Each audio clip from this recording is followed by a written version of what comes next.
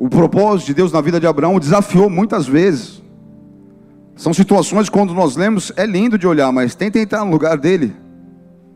A realidade dele, próprio nascimento de Isaac, o filho da promessa, presta atenção que em que circunstâncias aquilo aconteceu. Os comandos que Deus deu para ele: olha, sai do meio da tua terra, da tua parentela, vai para um lugar. Para onde que vai? Eu vou te mostrar. Obedece. Um exemplo de obediência: vai, mas não sabia nem para onde estava indo, mas foi, crendo naquele que falava com ele. Amém, amados? Então, um exemplo de fé, de perseverança. Quando Deus chamou ele, fez promessas, e ele não teve dúvida de obedecer esse chamado do Senhor, e fez exatamente como Deus ordenou. Isso é muito importante. Muito importante, amém, amados? Fazer exatamente. Cuidado com as concessões. Cuidado com a permissividade. Cuidado com, não está tudo bem. Isso é normal. Outra coisinha que faz crente se dar mal. Cuidado com isso. Porque é isso que muitas vezes compromete o propósito. Nós vamos falar de coisas aqui que, se você entender a mensagem que Deus está nos dando, isso pode te levar a um lugar de realização em Deus, que talvez você jamais iria encontrar. E também o fato de você não compreender isso na tua história,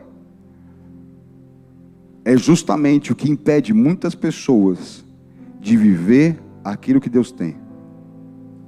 Eu insisto em uma mensagem que vocês me ouvem falar dela de forma repetitiva, desde quando eu cheguei aqui em Recife. Deus tem um plano, mas você não pode se acomodar falando: se Deus tem um plano, Ele é soberano, esse plano vai acontecer. Porque isso não é real. Isso não é bíblico.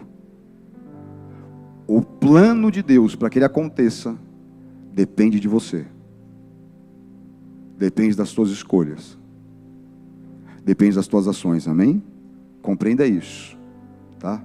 Se tiver com dúvida, vai lá no Salmo 81 e dá uma lida lá, como que Deus ele responde para Israel. E ele fala que ele quer colocar Israel num lugar de vitória, num lugar de prosperidade. Ele fala: se Israel ouvisse a minha voz, rapidamente subjugaria os seus inimigos e os levaria a comer do melhor trigo e a provar do mel da rocha. Só coisas finas e tops. Mas eles recusaram ouvir-me. Então eu vos entreguei ao seu coração obstinado. Essa mesma realidade acontece na vida de muitas pessoas.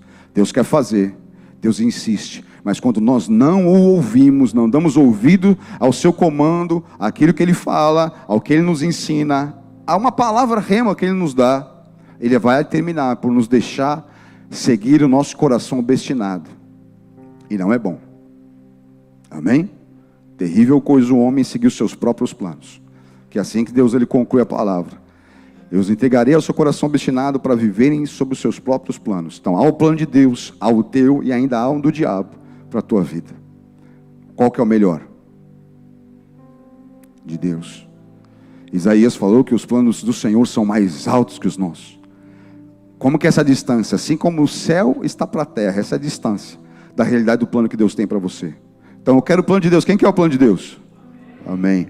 Então vamos obedecer sem concessão. Amém? Falamos disso aqui como falando da glória de Deus. Não sei se você lembra dessa mensagem. Depois vai lá ouvir. Quando nós observamos o momento onde a glória se manifesta. Quando Moisés ele olha, o tabernáculo foi terminado, foi construído o tabernáculo. Moisés ele faz o quê? Ele fiscaliza. Ele passa uma inspeção para ver se tudo estava feito exatamente como Deus ordenou. Porque Deus mandou ele fazer: faça exatamente como estou ordenando. Tudo o que? Tudo. Como foi feito a menorá, como foi feito a mesa dos pães, como foi feito o propiciatório, como foi feito as cortinas, tudo foi feito exatamente como ele ordenou. Moisés vai lá e inspeciona: Deus falou isso, foi feito assim, ok. Quando Deus ele viu, Moisés acaba de inspecionar, viu que tudo foi feito exatamente como Deus ordenou. O que acontece? A glória de Deus veio, encheu o tabernáculo, os sacerdotes não puderam nem ficar de pé. Você vê a mesma situação como Salomão, ele vai lá e ele conclui o templo, e ele executa e viu que foi feito exatamente como Deus tinha ordenado. Quando ele termina de inspecionar, mais uma vez, nós vamos ver a glória de Deus vir, e E os sacerdotes não conseguiram ficar em pé. E uma nuvem de fumaça encheu a casa. Jesus, João 17, se não me engano, do 15 ao 17, ele é poderoso, que ele vive com o Senhor. Mas ele fala para o Pai. Ele diz: Pai, terminei. Completei a obra exatamente como o Senhor ordenou.